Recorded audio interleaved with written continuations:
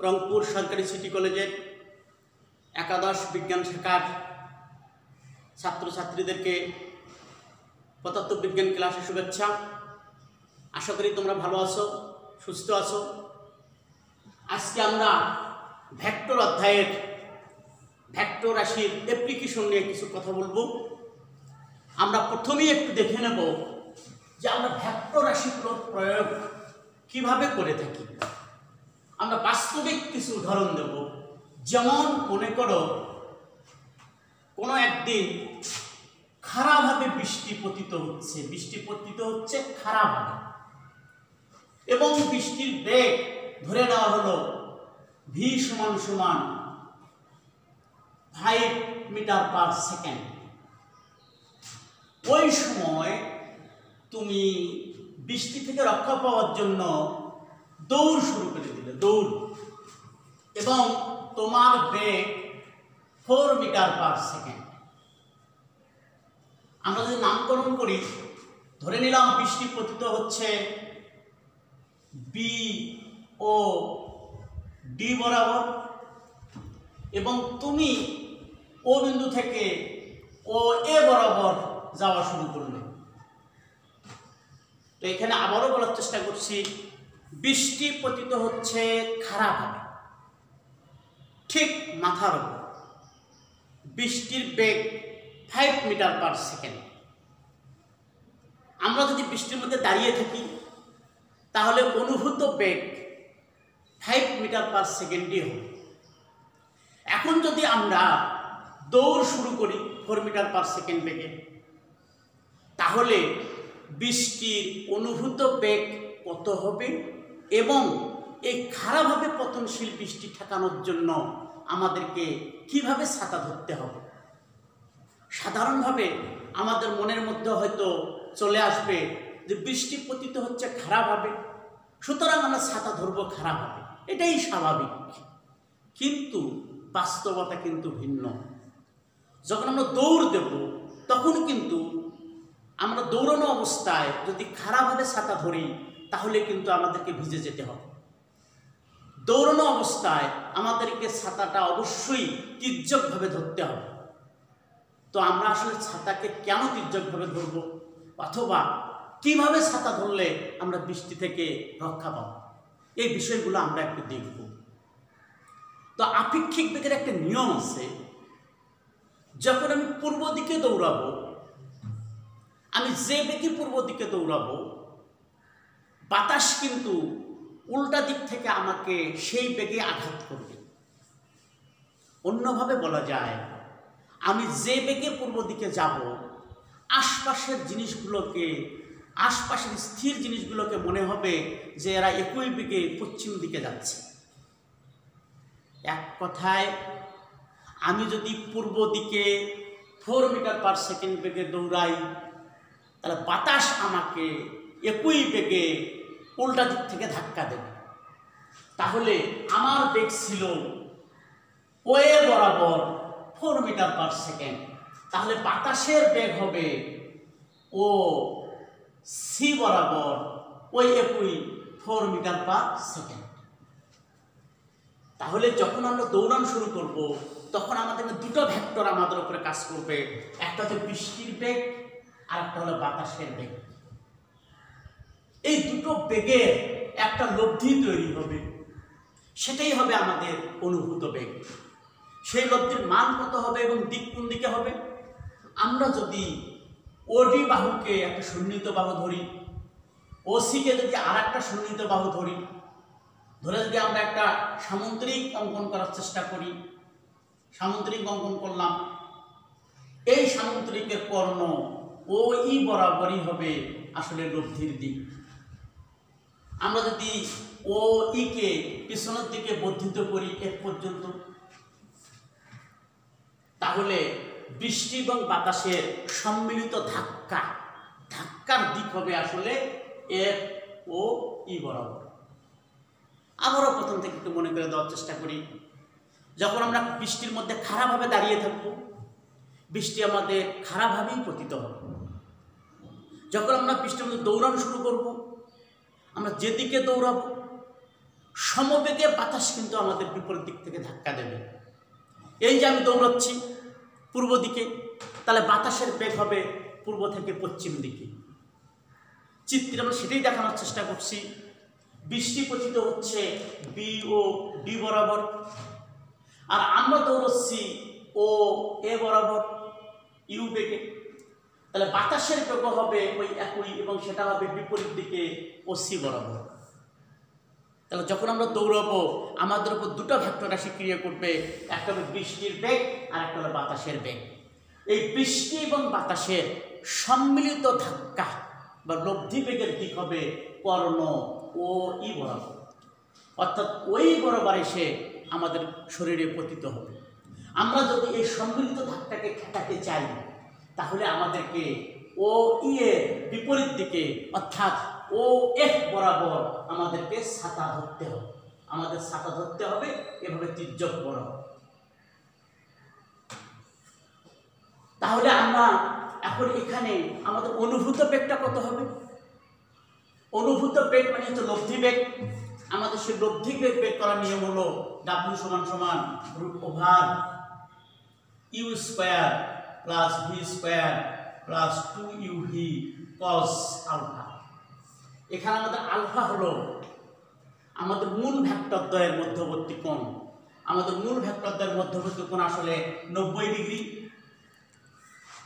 cos 90 degree মান হচ্ছে 0, সুতরাং পুরো রাশিটা হয়ে যাবে 0। এই অবস্থায় আমরা লিখতে পারবো ইউ যদি হয় 4 স্কোয়ার, ভি ছিল আমাদের 5 স্কোয়ার প্লাস 2 ইন্টু আমাদের আসলে পুরো রাশিটা হয়ে যাবে 0। এই রাশিটা লেখাটা অনর্থক 0। তাহলে ফলাফল আমাদের আসবে রুট ওভার 16 প্লাস 25 সমান সমান আমাদের দাঁড়াবে 41 রুট 41। আমাদের এটাই হবে আসলে সম্মিলিত বেগ। তাহলে যদিও বৃষ্টির বেগ ছিল মাত্র 5 মিটার পার সেকেন্ড, দৌড়ানো অবস্থায় বৃষ্টির অনুভূত বেগ বা লব্ধি বেগ হবে রুট ওভার 41। এই মানটা অবশ্যই 5-এর চেয়ে বেশি। আমরা যত বেশি বেগে দৌড়াবো আমাদের অনুভূত বেগটা তত বেশি হবে। আমরা যদি বৃষ্টির মধ্যে দাঁড়িয়ে থাকি, বৃষ্টি সত্যিকারের যত যে বেগে পতিত হচ্ছে আমাদেরকে সেটাই অনুভূত হবে, আমাদের ভালোই লাগবে। কিন্তু যখন আমরা দৌড়ান শুরু করব, আরও জোরে দৌড়াবো, তখন আমাদের বৃষ্টির অনুভূত বেগটা বেশি থেকে আরও বেশি হবে। তখন বৃষ্টির বেগকে আর বৃষ্টির মতো মনে হবে না, মনে হবে বুলেট। এটাই আসলে ভেক্টর রাশির ক্যালকুলেশন। তো আমাদেরকে এই ধারাভাবে পতনশীল বৃষ্টি ঠেকানোর জন্য কিভাবে ছাতা ধরতে হবে, এই প্রশ্নের আমরা উত্তর দেব। এই প্রশ্নের আমাদের উত্তর হবে, আমরা ধরে নেব যে আমাদের ছাতা ধরতে হবে বৃষ্টির বেগের সাথে বা উলম্বের সাথে থিটা কোণে। ধরে নিলাম খারাপভাবে পতনশীল বৃষ্টি ঠেকানোর জন্য দৌড়ানো অবস্থায় আমাদেরকে উলম্বের সাথে থিটা কোণে ছাতা ধরতে হবে। তাহলে থিটা কোণে ধরলাম, তাহলে আমরা পাবো tan থিটা সমান আমি এখানে একটা জিনিস বলেছিলাম যে আমরা খেয়াল করে দেখব যে থিটা আসলে কার সাথে আছে। থিটা আছে ভি এর সাথে, থিটা নাই কার সাথে? ইউ এর সাথে নাই। এই জন্য আমাদের ইউ হবে ওপরে, হবে ইউ সাইন আলফা, নিচে হবে v plus u cos alpha. আমরা এই আলফার মান হচ্ছে আমাদের এখানে 90 ডিগ্রি, তাহলে cos 90 ডিগ্রি মান হচ্ছে আমাদের 1, sin 90 ডিগ্রি মান হচ্ছে আমাদের 1, আর cos 90 ডিগ্রি মান হচ্ছে 0। তাহলে আমরা ফাইনালি পাবো tan থিটা সমান আমাদের u গুণন 1 প্লাস v প্লাস 0। সোজা কথা আমাদের দাঁড়াবে u ভাগ v। u হচ্ছে আমাদের 4 ভাগ 5। অতএব আমাদের থিটা ইকুয়াল টু দাঁড়াবে tan ইনভার্স 4 ভাগ 5। এভাবে ক্যালকুলেশন করলে আমরা একটা কিছু মান পেয়ে যাব। তাহলে এক কথায় আমরা বলবো দৌড়ানো অবস্থায় খাড়াভাবে পতনশীল বৃষ্টি ঠেকানোর জন্য আমাদেরকে উলম্বের সাথে এত ডিগ্রি কোণে তির্যকভাবে ছাতা ধরতে হবে। তাহলে আমাদের এই আলোচনার মূল বিষয়টা ছিল খাড়াভাবে পতনশীল বৃষ্টি ঠেকানোর জন্য দৌড়ানো অবস্থায় আমরা কিভাবে ছাতা ধরব। তাহলে সর্বশেষ আনসার হলো যে আমরা যেদিকে দৌড়াচ্ছি আমাদেরকে সেই দিকেই তির্যকভাবে ছাতা ধরতে হবে। আর ক্যালকুলেশনটা হবে জাস্ট এরকম। আমরা আসলে থেটা বের করব, আমাদের উল্লেখ করতে হবে যেন থেটাটা আসলে কার সাথে ধরেছি। আমরা থেটা কিন্তু আনুভূমিকের সাথেও ধরতে পারতাম, সেক্ষেত্রেও আমাদের আনসার সঠিক হতো। ধরে নিলাম যদি আমাদের এই কোণটা এসে থেকে 30 ডিগ্রি, আমাদের উল্লম্বের সাথে কোণটা যদি এসে 30 ডিগ্রি, তাহলে এই কোণটা আমাদের অবশ্যই আসতো 60 ডিগ্রি, কারণ 60 + 30 = 90 ডিগ্রি।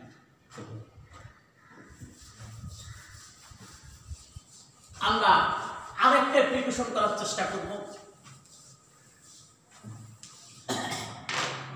মনে করো কোনো একদিন তুমি,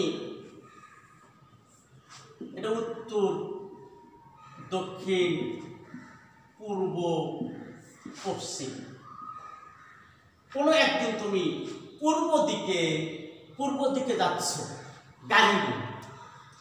তোমার গাড়ির বেগ 30 কিলোমিটার/আওয়ার। ঠিক একই সময় আরেকটা গাড়ি উত্তর দিকে যাচ্ছে 40 কিলোমিটার/আওয়ার বেগে। এটা ট্রাক। কোনো একদিন তুমি যাচ্ছ পূর্ব দিকে 30 কিলোমিটার/আওয়ার বেগে, ওই সময় একটা ট্রাক উত্তর দিকে যাচ্ছে 40 কিলোমিটার/আওয়ার বেগে। এখন প্রশ্ন হলো, তোমার এই যাওয়া অবস্থায় তুমি ট্রাকটাকে কত বেগে কোন দিকে চলতে দেখবে? তোমার কাছে ট্রাকের বেগ কত মনে হবে? তোমার কাছে ট্রাকের বেগ কি আসলে 40ই মনে হবে নাকি অন্য কিছু মনে হবে? এটা একটা প্রশ্ন। দ্বিতীয় প্রশ্ন হলো, ট্রাকটা যাচ্ছে আসলে উত্তর দিকে, তুমি ট্রাকটাকে কোন দিকে যেতে দেখবে? তুমি কি আসলে ট্রাকটাকে উত্তর দিকে যেতে দেখবে নাকি অন্য কোনো দিকে যেতে দেখবে? এখানে আমরা এই সমস্যার সমাধান করব ভেক্টর রাশির হিসাব থেকে। যেহেতু উভয় বেগ ভেক্টর, তুমি যাচ্ছ পূর্ব দিকে, তোমার বেগ এত, আর ট্রাকটা অরিজিনালি যাচ্ছিল উত্তর দিকে 40 কিলোমিটার/আওয়ার বেগে। এখানে কিন্তু ট্রাকের বেগটাকে আলাদা মনে হবে তোমার কাছে, এবং ট্রাকটা অবশ্যই উত্তর দিকে না অন্য কোনো দিকে যাচ্ছে বলে তোমার কাছে মনে হবে। সেটা মোটামুটি এরকম হবে, তোমার কাছে মনে হবে ট্রাকটা এরকম কোনো একদিকে যাচ্ছে, এটা তোমার কাছে মনে হবে। এবং ট্রাকের বেগটা ধরে নিলাম W, তোমার কাছে W মনে হবে।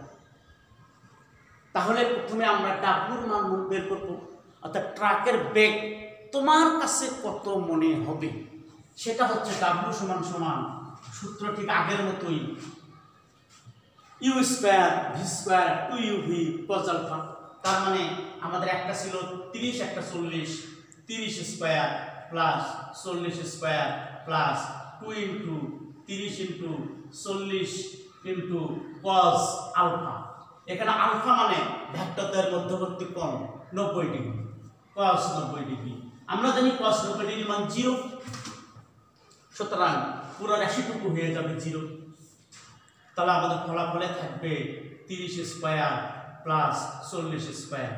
আমরা ক্যালকুলেশন করলে কোনো একটা কিছু পেয়ে যাব, সেটা আমাদের হবে 900 প্লাস 1600।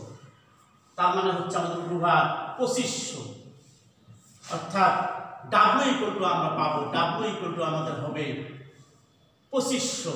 তার মানে 2500, তার মানে আমাদের হবে 50 কিলোমিটার/আওয়ার। তাহলে একটু খেয়াল করে দেখো, ট্রাকের বেগ অরিজিনালি ছিল 40, কিন্তু তুমি যখন একটা গতিশীল গাড়ি থেকে ট্রাকটার দিকে তাকাবে তখন ট্রাকের বেগ তোমার কাছে 50 কিলোমিটার/আওয়ার বলে মনে হবে। এটাই ভেক্টরের ক্যালকুলেশন। যদিও বেগ 40, তারপরেও তোমার কাছে বেগটা 50 বলে মনে হবে। এখানে তোমার বেগ যত বেশি হবে ট্রাকের বেগটাকেও তত বেশি বলে মনে হবে। এটাই হচ্ছে ট্রাকের অনুভব করা বেগ বা তোমার কাছে প্রতীয়মান বেগ। দ্বিতীয় আমাদের কোশ্চেন ছিল যে ট্রাকটাকে তুমি কোন দিকে যেতে দেখবে, কোন দিকে যেতে দেখবে।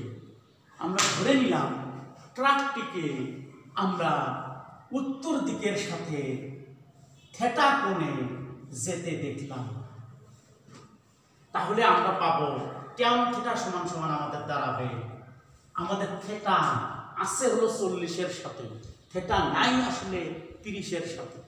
থিটা যার সাথে নাই সেটা যাবে উপরে, তাহলে 30 sin 90 ডিগ্রি ভাগ 40 প্লাস 30 cos 90 ডিগ্রি। তাহলে আমাদের আগের মতোই cos 90 ডিগ্রি মান 0, ফলে পুরো রাশিটা হয়ে যাবে 0, আর sin 90 ডিগ্রি মান 1। তাহলে আমাদের আউটপুটটা আসবে 30 গুণন 1 ভাগ 40 প্লাস 0। তার মানে আমাদের tan থিটা ইকুয়াল টু দাঁড়াবে 3/4। আফটার ক্যালকুলেশন থিটার মান আমরা পেয়ে যাব tan ইনভার্স 3/4। এটা আমরা কোনো একটা মান পেয়ে যাব। তাহলে আমাদের ফাইনাল উত্তরটা হবে যে ট্রাকটা যদিও উত্তর দিকে যাচ্ছিল তারপরেও আমাদের কাছে মনে হবে ট্রাকটা উত্তর দিকের সাথে এত ডিগ্রি কোণে উত্তর পূর্ব দিকে যাচ্ছে। আমাদের কাছে উত্তর পূর্ব দিকে এত ডিগ্রি কোণে যাচ্ছে বলে প্রতীয়মান হবে। আমরা আরেকটা এক্সাম্পল দেবো, আরেকটা অ্যাপ্লিকেশন একটু দেখে নেব। মনে করো তুমি একটা স্রোতযুক্ত নদীর তীরে দাঁড়িয়ে আছো, নদীতে স্রোতের বেগ u। তুমি নদীর তীরের এ বিন্দুতে দাঁড়িয়ে আছো, তুমি সোজাসুজি বি বিন্দুতে যেতে চাও। এখন কথা হলো তুমি কি এ বি বরাবর যাত্রা করে বি বিন্দুতে পৌঁছতে পারবে? স্বাভাবিকভাবে মনে হতে পারে পারবে। আবার একটু বলার চেষ্টা করি। মনে করো আমি নদীর এক তীরে দাঁড়িয়ে আছি, আমি সোজাসুজি অপর তীরে যেতে চাই। এটা কি সম্ভব? আমি সোজাসুজি যাত্রা করে সোজাসুজি কি যেতে পারবো? আসলে পারবো। কেন পারবো না? কারণ এখানে স্রোতের বেগ আমার বেগের ওপর প্রভাব বিস্তার করবে। আমি যাত্রা করলাম সোজাসুজি, কিন্তু স্রোত আমাকে টেনে নিয়ে যাবে এদিকে। আমি সোজাসুজি যাত্রা করলেও স্রোত আমাকে টেনে নিয়ে যাবে আসলে স্রোতের দিকে। এই জন্য আমাদেরকে সোজাসুজি যদি আমি পৌঁছতে চাই তাহলে কি করতে হয়? স্রোতের বিপরীত দিকে এমন একদিকে যাত্রা করতে হয় যেন আমার বেগ বা নৌকার বেগ এবং স্রোতের বেগ, এই দুটো বেগের লব্ধি যেন এ বি বরাবর থাকে।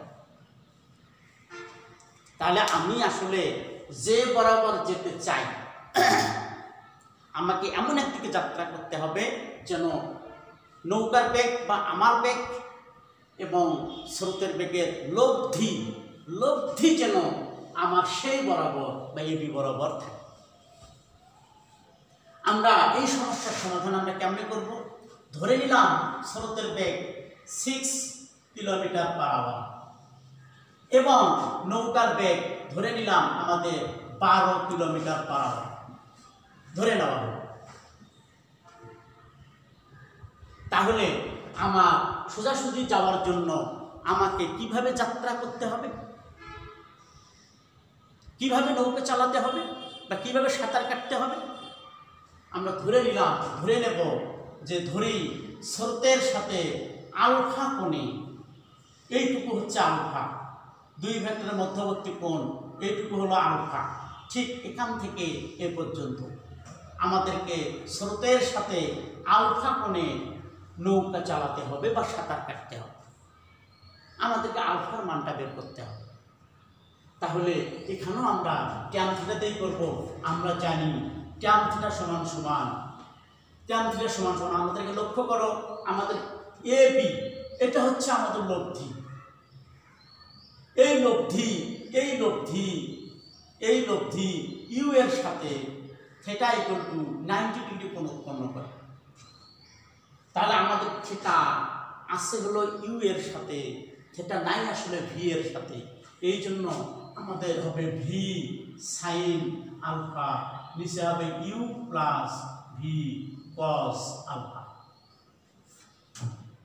আমার থিটার মান হচ্ছে 90 ডিগ্রি, তাহলে আমরা পরের লাইনে বসাবো ট্যান 90 ডিগ্রি সমান সমান v sine alpha u plus v cos alpha. আমরা জানি ট্যান মানে সাইন ভাগ কস, সাইন ভাগ কস, তো সাইন 90 ডিগ্রি মানে হচ্ছে 1, তাহলে আমরা লিখবো 1 ভাগ কস 90 ডিগ্রি মান 0, ফলাফল আসবে v sine alpha u plus v cos alpha. আমরা যদি আড়াআড়ি গুণ করার চেষ্টা করি, আড়াআড়ি যদি গুণ করি আমরা, তাহলে আসবে আমাদের u plus v cos alpha সমান সমান 0।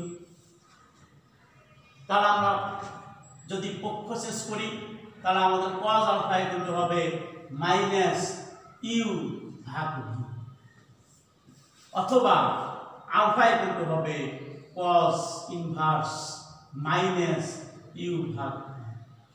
এই সূত্র আমরা সরাসরি ব্যবহার করতে পারবো এমসিকিউ আনসার করার সময়।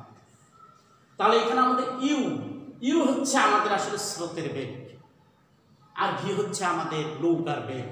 ইউ আসলে আমাদের স্রোতের বেগ, স্রোতের বেগ, আর ভি হচ্ছে আমাদের নৌকার বেগ, নৌকার বেগ। এখন যদি আমরা মানগুলো বসানোর চেষ্টা করি তাহলে আমাদের কি আসবে, আলফা ইকুয়াল টু হবে cos ইনভার্স মাইনাস ইউ ছিল আমাদের 6, ভি ছিল আমাদের 12, অর্থাৎ আমাদের এই মানটা আসবে 120 ডিগ্রি। তো সোজা কথা, আমরা যদি সোজাসুজি নদী অতিক্রম করতে চাই তাহলে আমাদেরকে স্রোতের সাথে 120 ডিগ্রি কোণে সাঁতার কাটতে হবে বা নৌকা চালাতে হবে, তাহলেই শুধু আমরা সোজাসুজি অপত্রে পৌঁছতে পারবো। কেউ যদি আমরা বোকার মতো এবি বরাবর যাত্রা করি তাহলে কিন্তু আমরা এবি বরাবর পৌঁছতে পারবো না, স্রোতের দিকের কোনো একটা জায়গাতে গিয়ে পৌঁছব। তাহলে আমাদের চূড়ান্ত কথা হচ্ছে, নদীতে স্রোত থাকলে সোজাসুজি নদী অতিক্রম করার জন্য স্রোতের বিপরীত দিকে এমন কোনো দিকে নৌকা চালাতে হয় যেন উভয় বেগের লব্ধি, স্রোতের বেগ নৌকার বেগ, উভয় বেগের লব্ধি যেন আমাদের সোজাসুজি বরাবর থাকে। আমরা প্রায় কিন্তু এরকম নৌকা, নদী, আবার বৃষ্টি ছাতা, আবার ট্রাক, বাস, এরকম প্রসঙ্গ থেকে কিন্তু আমরা প্রশ্ন করে থাকি। যেমন ঢাকা বোর্ড 2019 সালে কিন্তু এরকম প্রশ্ন এসেছিল, রাজশাহী বোর্ড 2019 সালেও কিন্তু প্রায় কাছাকাছি প্রশ্ন এসেছিল। তো আমরা এখানে দেখার চেষ্টা করলাম যে আসলে ভেক্টর রাশির অ্যাপ্লিকেশনগুলো সাধারণ বীজগণিতের নিয়মে আসলে হয় না, এগুলোকে আসলে আমাদের ভেক্টরের নিয়মেই করতে হয় বা জ্যামিতিক নিয়মেই করতে হয়। আমরা কিন্তু এগুলো জ্যামিতিক নিয়মেই করলাম, কারণ আমাদের জ্যামিতিক নিয়ম ছিল 5টির ভিতরে আমাদের 3 নম্বর ছিল সামুদ্রিক সূত্র, আমরা কিন্তু সেই সামুদ্রিক সূত্র ব্যবহার করেই করলাম। সুপ্রিয় শিক্ষার্থী, তোমরা ভালো থাকো, যেখানেই থাকো স্বাস্থ্যবিধি মেনে চলবে এবং ভালো করে পড়াশোনা করবে। আজ আমরা এখানেই শেষ করছি, পরবর্তী ক্লাসে আমরা ভেক্টরের বাকি কিছু নিয়ে বিষয়গুলো নিয়ে আলোচনা করব। সবাই ভালো থাকো।